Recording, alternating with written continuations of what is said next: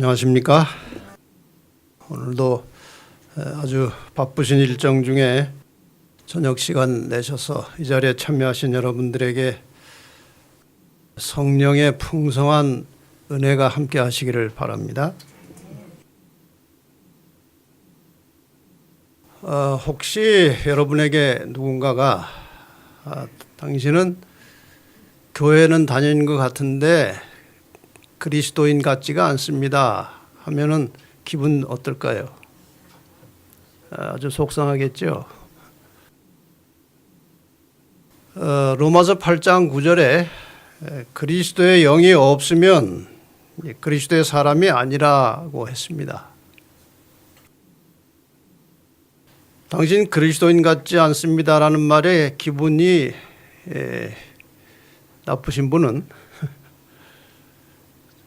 마음속에 항상 그리스도의 영이 임재하여서 우리의 생각과 삶을 지배하도록 끊임없이 성령을 내 마음속에 초청하시고 그 성령의 인도를 따라 살아야 그리스도인입니다.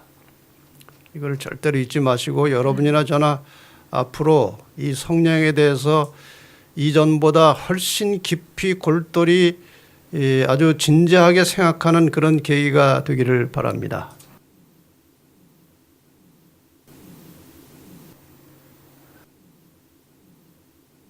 어제 아침에는 제가 눈을 뜨면서 요새는 제가 이 머릿속에 성령 생각만 계속 하기 때문에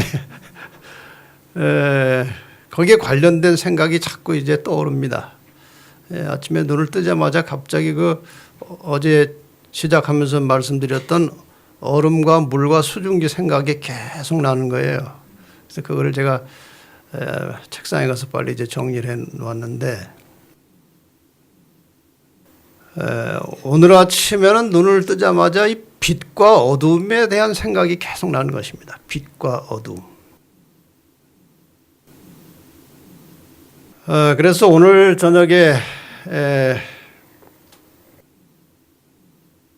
제목으로 정해본 성령의 유효기간은 끝나지 않았다. 이런 제목의 말씀을 시작하면서 이 성경에 나타난 빛과 어둠의 원리를 잠깐 설명을 하려고 합니다. 성경에는 많은 이분법의 논리가 나옵니다. 선과 악이 있습니다. 중간지대는 없습니다. 곡식과 가라지가 있습니다. 그 중간은 없습니다. 구원과 멸망이 있지만 중간은 없습니다. 미련한 처녀와 지혜로운 처녀, 중간은 없습니다. 양과 염소가 있습니다. 다 이분법이에요. 그 대표적인 이분법 중에 하나가 빛과 어둠이에요. 이 빛과 어둠에 대한 말씀은 성경에 많이 나옵니다. 그래서 창세기에 나오는 이제 이 빛과 어둠의 말씀을 잠깐 먼저 시작하면서 말씀을 드리겠습니다. 1장 1절은 무엇입니까? 태초에 하나님이 천지를 창조하시니라고 하는 대전제가 나오고 2절에 땅이 혼돈하고 공허하며 흑암이 깊음 위에 있고 하나님의 신은 수면에 운행하시니라. 이 흑암이라는 말이 어둠이라는 것이죠. 이 어둠, 흑암과 함께 대치돼서 나오는 것이 하나님의 신, 성령이십니다. 지구의 역사는 어둠으로, 흑암으로 시작되었습니다. 하나님의 신, 성령께서 어둠을 몰아내고 광명을 일으켜내는 이 창조 사역에 동참하셨습니다. 빛이 있으라는 말씀과 동시에 어둠이 일시에 물러갔습니다. 이 어둠이라고 하는 것은 어떤 힘이나 물리적인 방법으로 물러가게 할 수 있는 것이 아닙니다. 이 어둠을 바가지로 떠낼 수 없는 것입니다. 어둠은 빛이 나타나면 자연적으로 물러가게 되는 겁니다. 이러한 원리는 우리의 영적인 면에서도 거의 같은 원리로 작용을 하고 있습니다. 지금은 빛과 어둠이 대치하고 있는 것처럼 보이지만 언젠가 어둠은 물러가고 빛이 지배하는 세상이 올 것입니다. 믿으십니까? 네. 틀림없이 빛이 지배하는 세상이 옵니다. 어둠은 물러가게 되어 있습니다.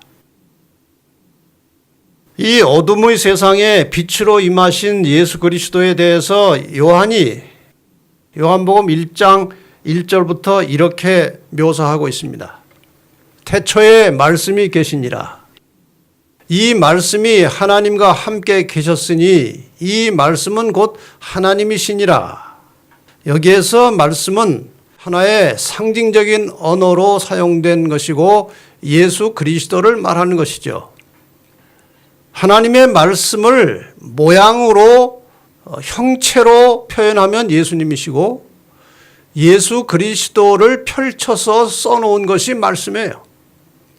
하나님의 사상, 하나님의 생각, 하나님의 뜻이 형체를 가지고 이 땅에 나타나신 분이 예수 그리스도이십니다. 그래서 그분을 우리가 말씀이라고 하는 것이죠.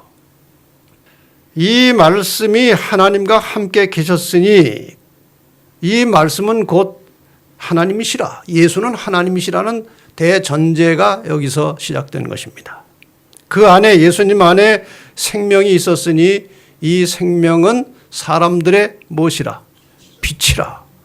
빛이 어둠에 비치되 어둠이 깨닫지 못하더라. 빛이 왔는데 어둠이 깨닫지 못했다는 것입니다. 예수님께서는 이 땅에 죽은 자들을 살려내는 생명으로 오셨고 그 생명을 우리는 다른 말로 빛이라고 합니다. 빛이 왔지만 사람들이 그 빛을 알아보지 못한 것은 빛이 약해서가 아니라 그들의 눈이 멀었기 때문에 빛을 보지 못하는 것입니다. 눈이 멀은 것입니다. 예수님께서 소경의 눈을 뜨게 하시고 세상을 보게 하신 것처럼 우리의 눈을 열어주셔서 빛을 보게 하셨습니다. 우리가 지금 그 빛을 본 것입니다. 예수님 당시 많은 소경들이 있었지만 모두가 다 고침을 받은 것은 아닙니다.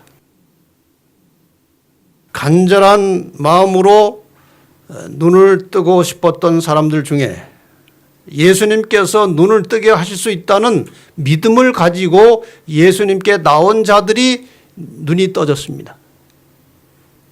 오늘 이 땅에 사는 영적인 소경들 가운데서도 참으로 진리를 찾고자 하는 간절한 심령으로 기도하며 열렬히 그 진리를 찾고자 하는 사람들, 또 진리를 발견하면 모든 것을 희생하고서라도 그 진리의 말씀에 순종할 각오가 되어 있는 사람들이 성령의 역사를 통해서 눈을 뜨게 되고 진리를 발견하게 되는 것입니다. 오늘 우리에게 그러한 마음을 주시고 우리의 눈을 열어주신 성령님께 감사를 드립니다. 잠언 4장 18절로 23절에 이런 말씀이 나옵니다. 의인의 길은 돋는 햇볕 같아서 점점 빛나서 원만한 광명에 이르거니와 악인의 길은 어둠 같아서 그가 거쳐 넘어져도 그것이 무엇인지 깨닫지 못하느니라. 여기 다시 빛과 어둠이 나옵니다. 의인의 길은 빛 같다 그랬어요. 햇볕 같다 그랬고 악인의 길은 어둠 같다고 그랬습니다. 근데 의인의 길은 돋는 햇볕 같아서 점점 빛난다. 이 말씀이 상당히 의미 있는 말씀이에요. 계속해서 이 의인의 길이 돋는 햇볕 같다는 것이 무엇인지를 좀 구체적으로 설명하는 것입니다. 내 아들아, 내 말에 주의하며 나의 이르는 것에 내 귀를 기울이라. 지금 여기 노란색으로 되어 있는 것은 거의 같은 말들이에요. 말씀을 다 가리키는 것입니다. 내 말에 주의하며 나의 이르는 것에 내 귀를 기울이라.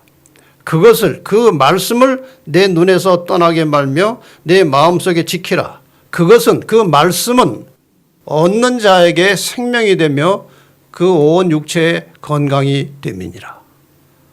이 말씀이 우리의 생명과 건강이 된다는 것입니다. 무릇 지킬 만한 것보다 더욱 내 마음을 지키라. 생명의 근원이 이에서 남이니라. 우리 인간의 모든 삶은 어디로부터 시작되는가 하면 이 속마음으로부터 시작됩니다. 이 속마음의 근원이 깨끗하면 깨끗한 생각을 하게 되고 깨끗한 말을 하는 것이고 깨끗한 행동을 하게 되는 것이고, 속마음의 근원이 어두우면 어둠에 속한 사람들의 행동이 나타나는 것입니다. 이 말의 의미를 해석하면 이런 것입니다. 현재 주어진 빛, 다시 말하면 현재 내가 깨달은 하나님의 말씀을 따라서 순종하는 사람들에게는 점점 더 밝은 빛이 이르러 올 것이다. 우리에게 하나님의 귀한 말씀, 빛이 주어졌을 때에 그것이 사소한 것이라도 우리가 순종할 때에 더 밝은 빛이 온다는 것입니다. 현재 주어진 작은 빛을 따르지 않은 사람들에게는 더 밝은 빛이 오지 않습니다. 예를 들어서 5,000원을 그 아이에게 주었는데 그 5,000원을 들고 가더니 뭐 이것저것 몇 가지 사 먹고 오락실 가서 다 날려버렸어요. 다시 한번 줬는데 또 그런 식으로 쓰는 거예요. 그런 아이에게 어머니가 10,000원, 20,000원 주겠습니까? 안 줘요. 마찬가지로 이 하나님께로부터 온 현재 우리가 깨달은 작은 빛을 따르지 않는 사람들에게는 더 밝은 빛이 오지 않습니다. 그런 지혜가 주어지지 않아요. 그래서 빛을 따라 사는 사람들, 말씀에 순종하며 사는 사람들은 마침내 그 빛의 본체이신, 진리의 본체이신 예수 그리스도를 만나게 될 것인데, 그것이 원만한 광명이라, 완전한 광명이라고 말하는 것입니다. 빛을 따라 살던 사람들이 마침내 빛의 근원이신 그리스도를 만난다는 것입니다. 근데 예수님께서 이 땅에 빛으로 오셨는데 그 빛이 33년 반 동안 이 땅에 존재하시다가 하늘로 거두어 올라가셨습니다. 그래서 예수님께서 가시면서 계속해서 빛을 비춰주실 다른 보혜사를 보내주셨는데 그분이 누구십니까? 그분이 성령이십니다. 다른 보혜사가 오셨습니다. 빛의 근원이신 예수께서 이 세상에 빛을 비춰주시고 빛을 따라 사는 제자들을 양육하신 다음에 하늘로 가시면서 그 빛을 더욱 분명히 증거하고 확산시켜 주실 분을 보내주셨는데 그분이 바로 성령이십니다. 그러므로 우리가 성령을 제대로 이해하지 못하고 성령을 깨닫지 못하고 성령의 인도를 따르지 않는다면 우리는 빛을 모르는 것입니다. 같은 성경을 봐도 해석하는 방법이 다 제각각입니다. 우리가 성경을 보고 그 성경을 하나님의 뜻을 있는 그대로 해석하려면 누가 도와주셔야 합니까? 성령께서 도와주셔야 성경을 바르게 깨닫고 해석할 수 있는 것입니다. 그런데 그런 사람들은 어떤 사람들인가? 진리를 깨달으면 단순한 믿음으로 마음으로 순종하는 사람들에게 성령이 역사하셔서 그런 사람들이 성경을 볼 때 하나님께서 성령의 지혜를 통해서 말씀을 바르게 깨닫게 해주신다는 것입니다. 요한복음 14장 16절 17절에 보면 내가 아버지께 구하겠으니 그가 또 다른 보혜사를 너에게 주사 영원토록 너희와 함께 있게 하시리니 저는 무엇이라고요? 진리의 영이라. 세상은 능히 저를 받지 못하나니 이는 저를 보지도 못하고 알지도 못함이라. 그러나 너희는 저를 아나니 저는 너희와 함께 거하시며 또 너희 속에 계시겠습니다. 빛이 왔을 때에도 빛을 알아보지 못했고 진리의 영 성령께서 오셨을 때에도 이 어둠의 자식들은 알아보지 못했습니다. 빛도 몰랐고 성령도 몰랐습니다. 하나님의 빛은 순수한 마음을 가진 사람의 눈이 볼 수 있는 것입니다. 그분의 음성을 들을 만한 귀가 있는 자가 음성을 듣는 것입니다. 이 문제에 있어서 우리가 빛을 바르게 보고 성령의 음성을 들을 수 있게 되는 것은 예수님 당시에 그 나다나엘이라고 하는 사람과 예수님께서 대화하는 모습이 나오는데 예수님께서 그 나다나엘을 아주 좋게 보시면서 그 마음에 뭐가 없다고 그랬어요? 간사함이 없다고 그랬어요. 다시 말하면은 우리가 오늘 이 어둠의 세상에 살면서도 빛을 볼 수 있고 성령의 음성을 들을 수 있게 되려면 마음에 간사가 없고 정직한 마음으로 하늘을 바라볼 수 있는 자들이 영적 세계를 볼 수 있는 것입니다. 2주 전 안식일에 저희 교회 한 손님이 오셨는데 그분은 이제 2016년도에 북한에서 중국을 거쳐서 한국에 나온 분이에요. 그런데 좀처럼 자기의 신분을 얘기를 안 하셨고 손님 소개할 때도 소개하지 말아달라고 하신 분인데 식사하면서 이제 마음이 열려가지고 얘기를 좀 하게 됐습니다. 근데 그 분이 북한에서 그런 교육을 받고 그렇게 김일성을 신처럼 모시는 그런 세뇌 교육을 오래 받았는데도 불구하고 이상하게 이분은 나름대로의 독자적인 생각을 가진 분이었어요. 어김없이 진화론 교육을 철저하게 받았습니다. 진화론 교육을. 근데 이분은 그렇게 같이 북한의 동포로서 가난하고 헐벗고 굶주리고 살면서도 자기에 대한 어떤 연민이나 내가 왜 이렇게 고생스럽지 그런 생각은 별로 하지 않고 함께 살아가는 동포들을 보고 야, 어떻게 저렇게 살까? 참 불쌍하구나. 어떻게 저기서 헤어나올 수가 없을까? 그런 생각을 했대요, 자기는.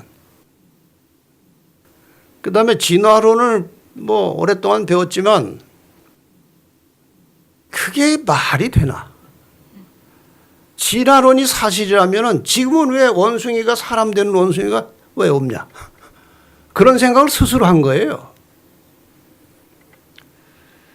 그런 생각 끝에 이분이 이제 자유를 찾아서 이제 한국에 왔는데 첫 번에 이 북한 주민들이 이제 이 탈북해서 한국에 도착하면은 거의 다 이 교회 단체들과 관련을 맺습니다. 어떻게 해서 연결돼서 들어간 것이 신천지에 들어갔습니다. 거기 들어가면은 아주 깊은 그 나름대로의 그 교육이 있어가지고 그 교육에 젖으면 잘 못 빠져나옵니다. 근데 이분은 교육을 받으면서 잘 판단한 거예요. 이거 아닌 것 같다. 또 14만 4천이 나올 때 이분이 결정적으로 이제 뭔가 깨달은 거예요. 14만 4천을 지금 신천지에서는 자기들 안에서 이제 구성된다고 가르칩니다. 14만 4천을. 그래서 그걸 교육받으면서 아니 14만 4천은 하나님이 정하는 것이지 왜 자기들이 정할까? 이런 생각을 한 거예요, 이분이. 그리고 거기를 뛰쳐나온 거예요. 그래가지고 이제 유튜브나 이런 데 들어가가지고 이런저런 설교도 듣고 예언 공부도 하고 여기저기 뭐 안내도 받고 하다가 어떻게 알았는지 여기까지 찾아오신 거예요. 그러니까 이 마음에 간사가 없고 순수한 마음을 가졌으면 그 성령이 주시는 음성을 듣는 거예요. 그래서 그분이 멀리 살기 때문에 여기 나올 수는 없어서 제가 이제 공부할 수 있는 뭐 라디오도 하나 드리고 이제 지금 안내는 하고 있습니다만. 이런 마음을 가진 자들이 결국 진리를 찾아서 하나님 나라에 들어가는 거 아니겠습니까? 이런 사람들을 찾으시는 거예요, 하나님께서. 지금 성경의 말씀을 이렇게 저렇게 모아서 종합해 보면은 이런 등식이 나옵니다. 예수는 빛이고 길이고 생명이고 말씀이고 진리고 성령이십니다. 이게 성경의 개념이에요. 그럼 오늘날 이 성령께서는 어떤 역할을 하시느냐? 첫째, 이 성령께서 오늘 하시는 일은, 이 시대에 성령께서 하시는 일은 진리와 생명을 찾고자 하는 마음을 우리에게 불어넣으십니다. 이 마음을 성령께서 불어넣으실 때에 받는 사람이 있고 거절하는 사람이 있어요. 그러나 성령께서 그 마음을 우리에게 불어넣으십니다. 이게 성령이 하시는 일이에요. 두 번째, 진리를 배울 때 그 깨달을 수 있도록 지혜를 주시는 분이 성령이십니다. 저는 요즘도 성경을 펼쳐서 공부하고 설교 준비를 하다 보면은 그전에 미처 깨닫지 못하는 것을 깨닫게 되는 일들이 자꾸 일어나는 거예요. 그게 성령이 주신 지혜입니다. 그리고 세 번째, 진리에 순종할 수 있는 의지와 힘을 주십니다. 우리가 비록 진리를 성령의 인도하심을 따라서 깨달을 수는 있지만 그것을 그대로 순종할 수 있는 힘은 없습니다. 그래서 성령께서 우리가 깨달은 바 진리에 순종할 수 있는 의지를 주시고 힘을 주십니다. 그래서 우리는 날마다 성령의 능력을 구하고 살아야 돼요. 그래서 이것이 필요한 거예요. 그 다음에 네 번째로 빛과 진리이신 예수께로 우리를 인도하십니다. 그분께로 우리를 안내하시고 인도하시는 일을 이 성령이 하십니다. 그 다음에 다섯 번째로 진리를 증거할 때에 그 증거되는 말씀에 능력을 주십니다. 저도 여기 나오기 전에 설교하기 전에 이 설교를 할 때 말씀을 전할 때 이 말씀에 성령께서 능력을 주시라고 기도를 하고 나온 것입니다. 이것이 필요한 것이에요. 아무리 진리라도 인간의 소리로 내면은 힘이 하나도 없는 것입니다. 성령께서 도와주셔야 능력이 나오는 거예요. 여섯 번째로 이 땅에 사는 동안에 이런저런 시험을 받을 때가 많이 있는데 그 시험을 받을 때에 이길 수 있는 영성을 주십니다. 성령께서. 일곱 번째로 진리에 순종하는 하나님의 자녀들의 성품을 변화시켜 주십니다. 이것이 다 성령께서 하시는 일이에요. 필요합니까? 절대 필요합니다. 다시 말하면 어제 말씀드린 대로 이 성령은 그리스도인들의 생명과 같은 것입니다. 절대 필요한 것입니다. 그럼에도 불구하고 오늘날 우리는 이 성령에 대해서 너무 소홀하게 생각하며 살아왔고 깊은 관심이 없이 살았고 다른 기도는 많이 하면서도 성령을 구하는 기도는 별로 하지 않고 살아가고 있다는 것은 하나님께서 보실 때는 참 이상한 일입니다. 하나님에게도 이상한 일이 있어요. 뭐가 이상합니까? 왜 이렇게 기도하지 않을까? 기도하면 살 텐데 왜 저렇게 기도하지 않을까? 그리고 왜 성령을 구하는 기도를 하지 않을까가 하나님께서 이상하게 생각하시는 거예요.